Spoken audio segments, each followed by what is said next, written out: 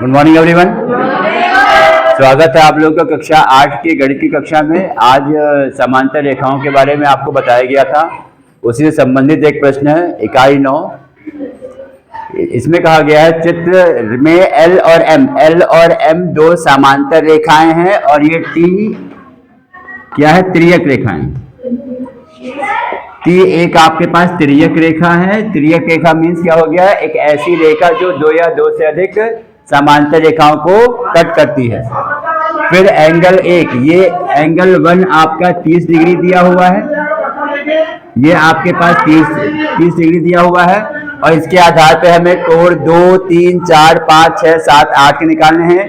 ये एक ऐसा प्रश्न है कि इसमें हर एक प्रकार के कोण जो भी आपको बताए गए थे सबका प्रयोग हो जाएगा। ठीक है, अगर एंगल एक आपके पास 30 डिग्री है तो इसके बारे में क्या कहा जा सकता है, फिर angle 1 will be equal to angle 5। तो एंगल 1 इक्वल टू एंगल 5 हो जाएगा, ये रहेगा 30 डिग्री। ये कैसे हो जाएगा, संगत कोण। ठीक है, संगत कोण ध्यान है, इसमें क्या बन जाता है, एफ। सही से बैठ नहीं पा रहे अंजलि। एंगल 1 आपके पास जाएगा 30 डिग्री। इसके बाद क्या होगा आपके पास, एंगल 1 इक्वल टू एंगल 5 है, ये आपके पास जाएगा 30 डिग्री। इसके बाद क्या हो सकता है, एंगल 4 प्लस एंगल 5 बराबर 180। एंगल 4 प्लस एंगल 5 हो जाएगा कैसा, 180। ये कैसे कोण हो जाएंगे, ये कैसे कोण होंगे, ये अंतःकोण। किसी भी समांतर रेखा के बीच में तिर्यक रेखा के समान साइड पर, और अगर समांतर रेखा के बीच में हो जाएगा तो ये क्या हो जाएगा, इसका सम होता है 90 डिग्री। ये कहते हैं अंतःकोण, या कैसे थे इसको, इंटीरियर एंगल। को इंटीरियर एंगल इसे क्या कहते हैं, कॉरेस्पॉन्डिंग एंगल। संगत को क्या बोलते हैं, कॉरेस्पॉन्डिंग एंगल। ठीक, तो ये एंगल 5 आपके पास 30 डिग्री है।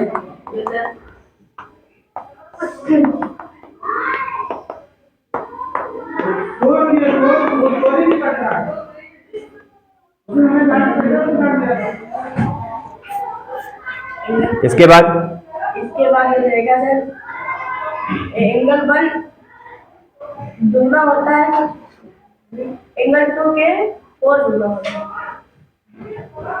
तरीके बहुत सारे हैं, सारे कोण आपको पता होना चाहिए। यहाँ पे आपने यहाँ पे 4 ज्ञात कर लिया है, ये 150 डिग्री हो गया है। एंगल 5 ज्ञात कर लिया है, ये आपके पास 30 डिग्री हो गया है। अब यहाँ पे आपके पास एकांतर कोण का भी कॉन्सेप्ट है ना।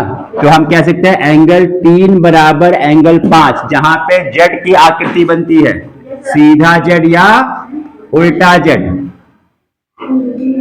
ये क्या हो जाएगा आपके पास, 30 डिग्री हो गया एकांतर कोण, अंतः एकांतर कोण,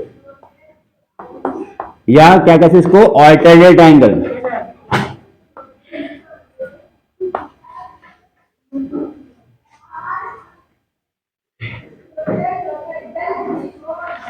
तीनों बार पास ऑल्टरनेट एंगल, एकांतर कोण मींस क्या हो जाएगा, ये ऑल्टरनेट एंगल।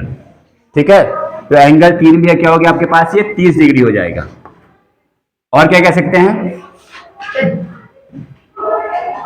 एंगल 4 एंगल 7 बराबर, angle 4 will be equal to angle 6। एकांतर ये भी हो जाएगा, एंगल ना, हम ये कहें एंगल 4 इक्वल टू एंगल 6, ये भी क्या आपके पास है, एकांतर। एकांतर मींस ऑल्टरनेट एंगल। ये हो जाएगा आपके पास 150 डिग्री। ये हो जाएगा आपके पास 150 डिग्री, एंगल 6। ये एंगल 3 हो गया, ये एंगल 2 है। ठीक है सर, एंगल 2 एंगल 6 बराबर हो जाएगा 150। एंगल 2 और एंगल 6 हो जाएंगे किससे, संगत कोण। ये क्या हो जाएगा आपके पास, संगत कोण। और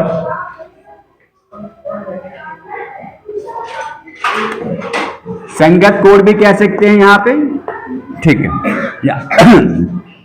एंगल 4 और एंगल 2 बराबर क्यों है? शीर्षाभिमुख कोण, वर्टिकली अपोजिट एंगल, या उसका भी कॉन्सेप्ट अगर हम देख ले, एंगल 5 और एंगल 7 बराबर है।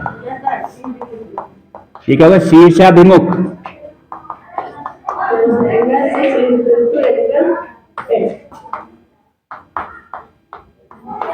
इसे कहते हैं वर्टिकली अपोजिट।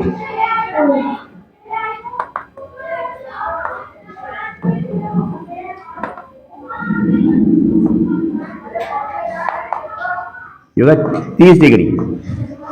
और इसी तरह क्या होगा? एंगल 6 इक्वल टू एंगल 8, क्योंकि ये भी क्या हो जाएगा? शीर्षाभिमुख कोण, शीर्षाभिमुख कोण, ठीक है। तो यहां पे एंगल 2 कितना हो गया है? 150 डिग्री। एंगल 3 कितना है? 30 डिग्री।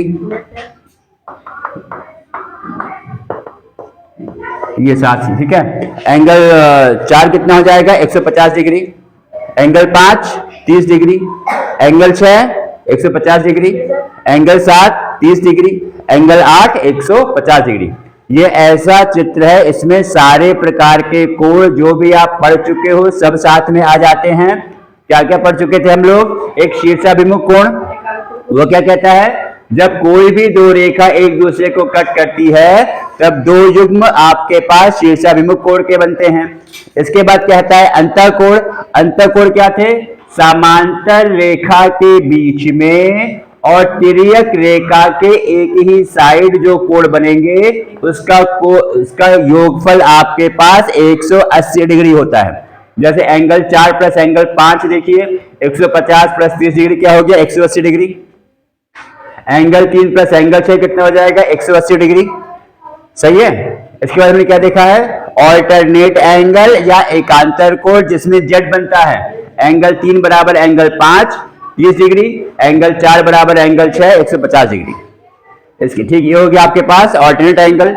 इसके बाद संगत कोण, एंगल 2 देखो एंगल 6 के बराबर है 150 डिग्री। एंगल 1 बराबर एंगल 5 के 30 डिग्री।